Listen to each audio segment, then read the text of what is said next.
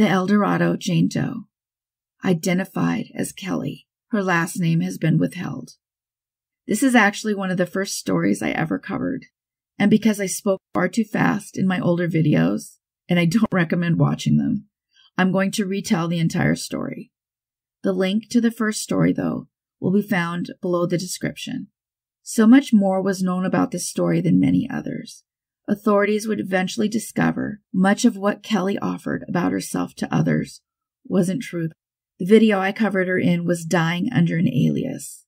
And one of the things that's interesting about the story itself, James McAlphin decided to leave a bunch of negative remarks on the video, portraying himself as the victim and not her, throwing in little insults to me. Other subscribers defended me, which was kind.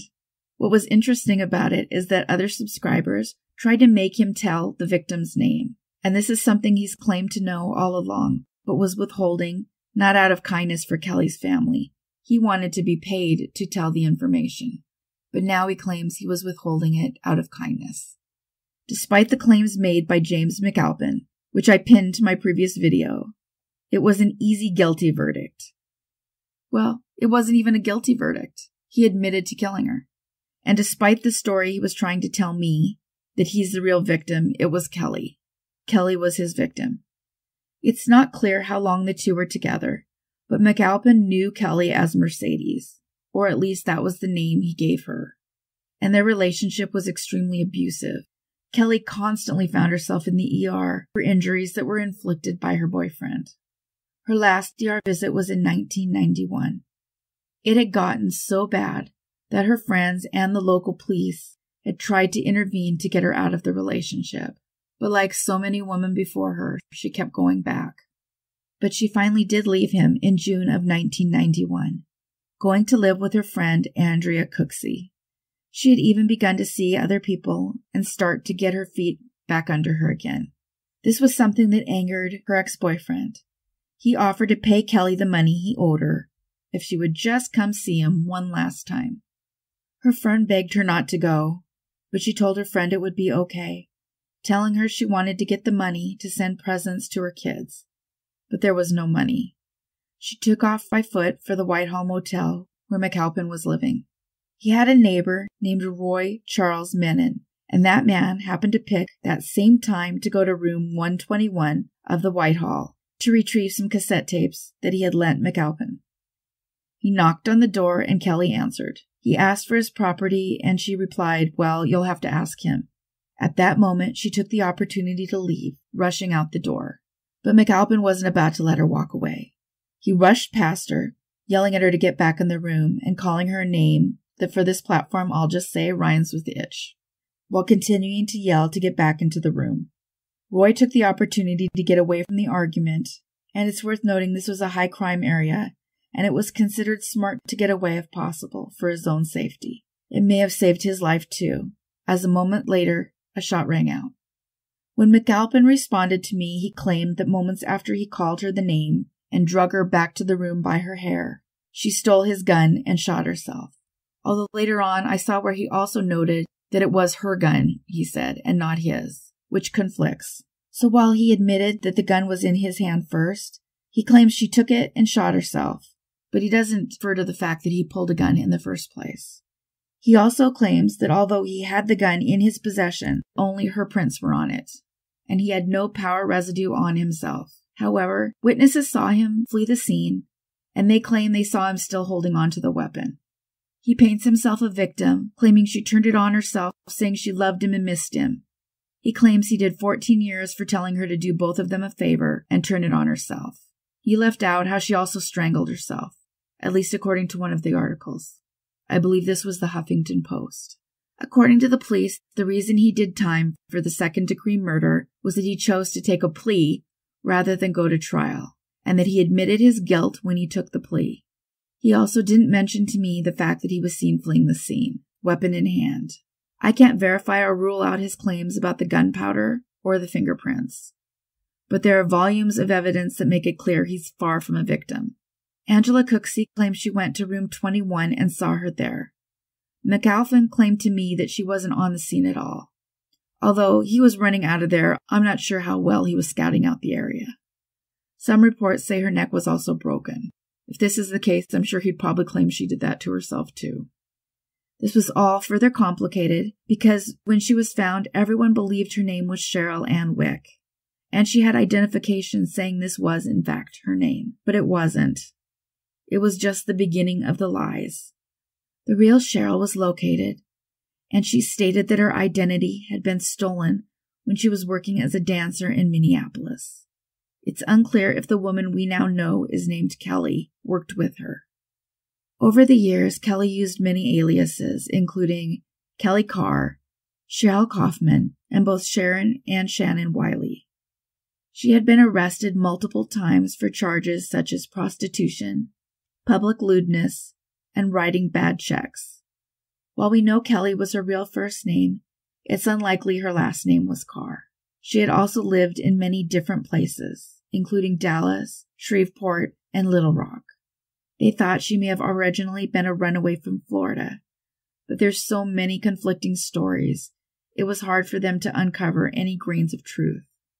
In many of these stories, she had either 1 or 2 children, including a daughter. She also made claims that she was in the Witness Protection Program when she was a child, saying her father was in the mafia and admitting she was wanted for robberies on the East Coast.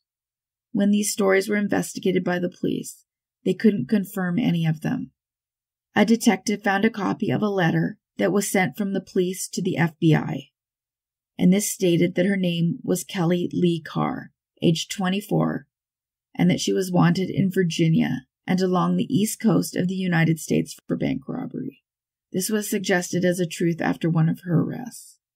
Now, whether or not any of this is true, it's not clear. McAlphin eventually turned himself in to the police, maintaining she'd strangled and shot herself, and he was sentenced to 15 years, eventually doing about 12. The police also reported it was lucky that he got what he did. He was a habitual offender with an extensive criminal record. Upon being released from prison, he was arrested more times, apparently for possession, assault, and, surprise, surprise, domestic battery. It appears his days of beating his domestic partner wasn't over. He was approached by the police to help identify her, but he refused to provide her name unless they paid him $4,000. He claimed that her identification would solve other cold cases. He did state that she had a mother and a sister who lived in Florida, and that she had been working the streets since she was 16 and was forced into solicitation in the Dallas-Fort Worth area. Eventually, it became a way of life, and that she was to be sent to Mexico and avoided this fate by starting a relationship with a man named J.J. Davis from Dallas, and later another man named Tyrone. He said she used aliases to avoid embarrassing her family, saying she had 2 children and she was older than him. When McAlphin was feeling chatty, he also said that she'd been friends with Julie Ann Mosley, Lisa Renee Wilson, and Mary Rachel Trilika, who were all kidnapped from the Seminary South Shopping Center in Fort Worth on December 23, 1974. He said the 4 girls grew up in captivity in the area and that Julie, in particular, had died during childbirth. Police have dismissed this claim, and I'm inclined to believe it's as much of a lie as her strangling and shooting herself. The ages don't remotely match up. Kelly was maybe 8 in 1974. And while she might have been friends with the 9-year-old girl who had tagged along with the 2 older teens, it's unlikely. Were 14, 17, and 9 at the time in 1974. Investigators also learned she told a story about robbing truck drivers with the aid of an African-American male. She claimed she targeted drivers at various highway truck stops, and she said that one of these interactions resulted in the death of a driver. This led to speculation she'd been involved in the murder of Dwayne McCorkindale. He was a truck driver who was found murdered on November 12, 1988. Witnesses recalled seeing a white female and 2 men, one white and one black, driving a brown Ford Pinto near the scene. However, investigators were unable to establish concrete ties between these 2 cases. It's possible McAlphin was withholding her identity to protect himself. In 2019, investigators contacted the DNA Doe Project, which led to her autosomal DNA being uploaded. A genealogist was able to locate a second cousin, Christina Tilford, who was living in Alabama. While she didn't recognize Kelly, she did say there was a resemblance to her family. The genealogist working the case was also able to identify her father as a descendant of Daniel Wood and Mamie Carter, who lived in Virginia and had 9 children between 1916 and 1936. It would take years before more DNA was uploaded, and it helped arrive at her identity. It's in part why it's so important to upload to GEDmatch if at all possible. While much of Kelly's story shows an illegal side, that wasn't all there was to her. She was a frequent volunteer with the Salvation Army in Eldorado, and she would share a story of living in homeless shelters in Dallas. While there, she said her daughter was taken by Child Protective Services, and that she was unable to get her back because she was living under a fake name. If you want to see the comments that James McAlphin made to me, they're pinned to the top of my previous video. It appears the reason he stopped responding isn't because he gave up, but rather was again arrested. He came by a little more fame when he lied about the correction officer's treatment of another inmate. He made the evening news. Inmate James McAlphin's claims that Shelton was shot with a rubber bullet and beat in the head with a steel bar were proven false by the extraction video finally provided by the Department of Correction. Checking again for his name, however, shows that he's not on the roster, so it appears he may have been released again. One thing he said to me that might have been true is that there was a desire to protect her family from her choices and the life she was leading. Not on his part, but on hers. It's also possible it had been a choice she'd been forced to make, and became a habit after that. He claimed to me that her family knew, seemingly implying that they knew she was the Eldorado Jane Doe, which I don't believe. It's unlikely he had any insight into who they were or what they knew anyway. It is not as if he knew them, though they likely did know she wasn't on the straight and narrow. It's also hard to believe they'd allow her to remain unnamed, and yet have her photograph shown so publicly over the internet, if the goal was to hide and avoid publicity. That said, once notified, they did withhold her last name, so it's hard to know exactly what is true. Although some families do withhold the entire name, it's not unheard of. It just means they wanted privacy, and possibly to protect her memory. Her family did, in fact, release a photo of Kelly prior to her disappearance. So I suspect privacy is the simple reason. One thing that likely is true is that if James McAlphin knew what her real name was, he would have used it as a get-out-of-jail-free card in one of his many arrests as a habitual offender. The Eldorado Jane Doe went unidentified for 30 years.